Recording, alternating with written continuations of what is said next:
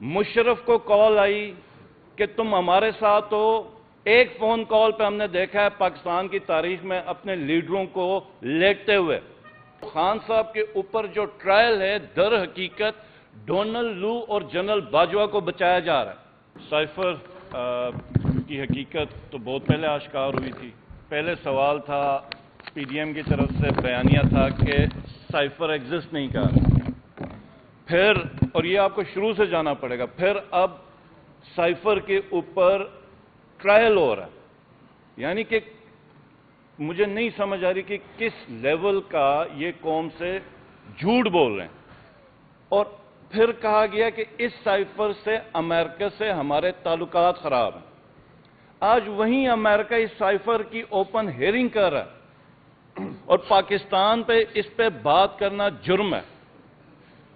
वहां पर जर्नलिस्ट ने पूरे का पूरा मतन शाया कर दिया, कंटेंट साइफर का शाया कर दिया। उस जर्नलिस्ट के ऊपर कोई एफआईआर नहीं है, उसके ऊपर कोई केस नहीं है कि तुमने स्टेट सीक्रेट एक्सपोज कर दिया। हालांकि उनके ऊपर ज्यादा असर होना चाहिए, क्योंकि मतन के हिसाब से उन्होंने एक जमहूरी मुल्क के अंदर, जमहूरी प्रोसेस के अंदर इंटरफेयर किया। उनको कोई प्रॉब्लम नहीं है। प्रॉब्लम यह है कि उस प्राइम मिनिस्टर ने जिसने आवाज उठाई कि ये हमारे खिलाफ, ये आप जो कर रहे हैं ये गलत इकदाम है, हमारी सॉवरेनिटी को आप चैलेंज कर रहे हैं। मुशर्रफ को कॉल आई कि तुम हमारे साथ हो या कि उनके साथ हो। एक फोन कॉल पे हमने देखा है पाकिस्तान की तारीख में अपने लीडरों को लेटते हुए। यह पहली दफा एक प्राइम मिनिस्टर था जो खड़ा हुआ पाकिस्तान के लिए, पाकिस्तानियों के लिए। और उसको खान साहब ने कई दफा यह बताया कि ये जो खान साहब के ऊपर जो ट्रायल है दर हकीकत डोनाल्ड लू और जनरल बाजवा को बचाया जा रहा है।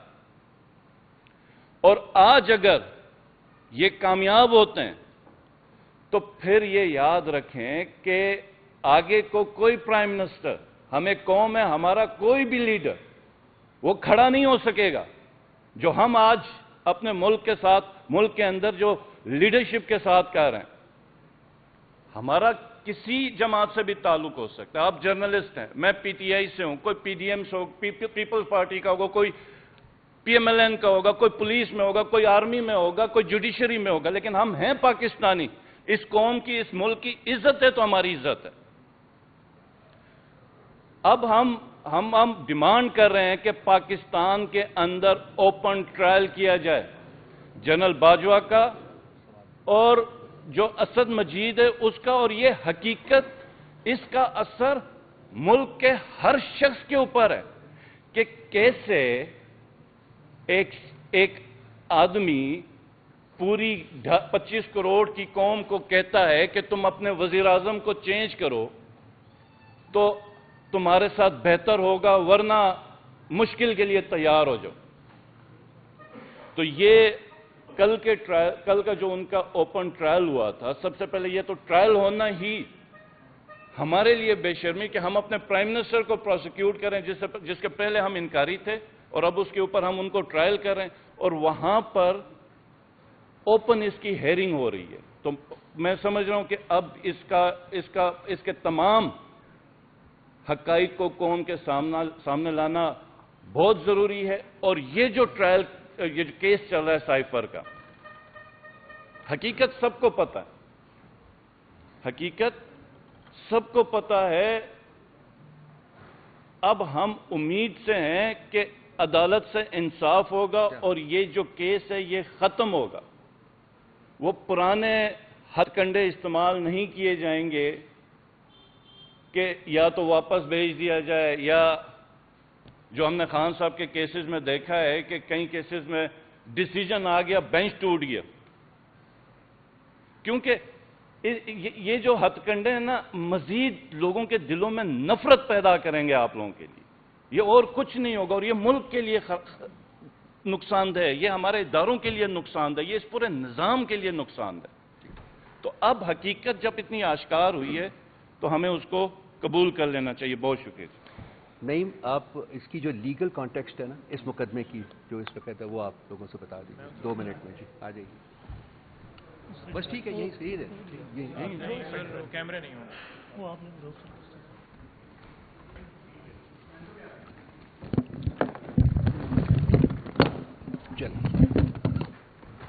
2-3 मिनट جی یا بسم اللہ الرحمن الرحیم 2-3 منٹ میں میں اپنی گزارشات آپ کے سامنے رکھوں گا کہ عمران خان صاحب کے اوپر یہ جو مقدمہ بنایا گیا ہے یہ کیوں بنایا گیا ہے؟ جیسا کہ سارا بیک گراؤنڈ رؤوف صاحب نے اور ہمارے خالد خورشید صاحب نے بتا دیا ہے کہ کیسے باہر سے دھمکی ملتی ہے اور اس دھمکی کے اندر لکھا کیا ہوتا ہے کہ اگر آپ عمران خان صاحب کو ہٹائیں گے تو آپ کو معاف کر دیا جائے گا اور اگر آپ عمران خان صاحب کو نہیں ہٹائیں گے تو پھر آپ نتائج بھگتیں گے. بجائے یہ کہ ان لوگوں کے اوپر ایف آئی آر درج ہوتی عمران خان کے اوپر مقدمہ بنا کر ان کو جیل میں ڈال دیا گیا اور ان کو ایف آئی آر پیش کی گئی امریکہ کو کہ یہ دیکھیں جی غلامی کی جو بدترین مثال ہے وہ ہم کیمپ کر رہے ہیں. اب جو مقدمہ ہے یہ جو آفیشل سیکرٹ ایکٹ کے تحت مقدمہ درج کیا گیا ہے اس مقدمہ درج کرنے سے پہلے آپ نے دیکھا ہوگا کہ جو پی ڈی ایم کے یہ سارے رہنما تھے اس وقت باقاعدہ پریس کانفرنس کی گئی. جب بھی عمران خان کے اوپر مقدمہ بنانا ہوتا تھا تو یہ پہلے کہتے تھے کہ ہم یہ مقدمہ بنانے جا رہے ہیں.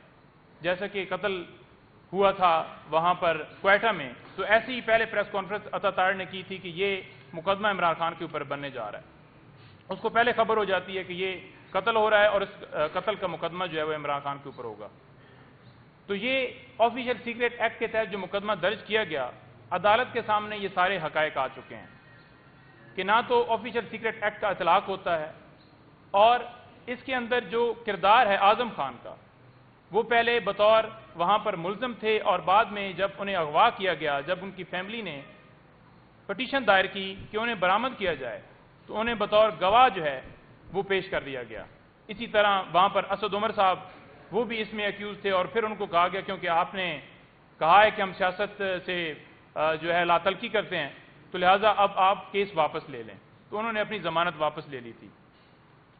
آفیشل سیکرٹ ایکٹ کا اطلاق کیا اس مقدمے میں ہوتا ہے یا نہیں ہوتا یہ سرکار کسی طرح سے ثابت نہیں کر پائی کہ کسی اور ملک کو اس سائفر سے فائدہ ہوا ہو. اب اس کے اندر جو مین چیز ہے کہ سائفر کیا وہ اوریجنل تھا جو خان صاحب نے پیش کیا یا اس کو ڈی کلاسیفائڈ کیا گیا تو وہ حقیقت آپ کے سامنے آ چکی ہے کہ اس سائفر کو ڈی کلاسیفائڈ کر دیا گیا تھا اور ڈی کلاسیفائڈ ہونے کے بعد وہ اوریجنل سائفر رہتا ہی نہیں ہے.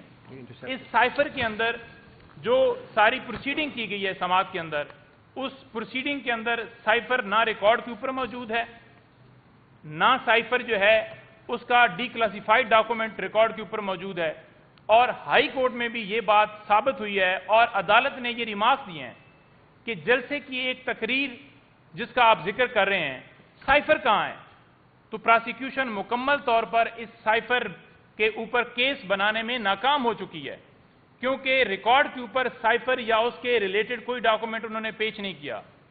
سائفر جو رولز ہیں جن کے مطابق فورن آفس وہ جو ایک سارا پروسیجر ہوتا ہے سائفر کے حوالے سے جب وہ مانگا گیا پہلے یہ کہا گیا کہ سائفر سیکرٹ ہے وہ نہیں دیا جا سکتا پھر یہ کہا گیا کہ وہ جو رولز ہیں وہ بھی نہیں دیے جا سکتے وہ بھی سیکرٹ ہیں.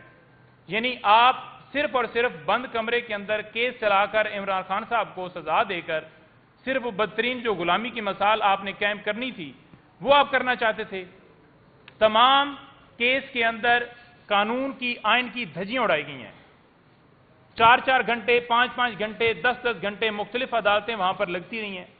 سائفر کے اندر جو ٹرائل کیا گیا ہے 8 دن کے اندر 25 گواہوں کو وہاں پر پیش کر کے ان سے گواہیاں کراس بھی ہو گیا خود ہی سارے وکیل بھی اپوائنٹ کر لیے اور یہ ساری جو سٹیٹ ٹائم کی کمی ہے یہ جو ساری مشینری استعمال کی گئی ہے صرف اور صرف ٹارگٹ کرنے کے لیے کہ عمران خان قصوروار ہے. عمران خان اس کیس سے بالکل سارے حقائق سامنے آ چکے ہیں کہ عمران خان کا رتی برابر بھی قصور نہیں ہے. جن لوگوں نے یہ سازش کی ہے جو اس کے اندر کردار تھے ان کے خلاف کارروائی ہونی چاہیے. آج وہ دندناتے ان کو ایوانوں میں بٹھایا گیا ہے اور وہ ڈٹھائی کے ساتھ آ کر پریس کانفرنس کر رہے ہیں کہ عمران خان کا قصور ہے.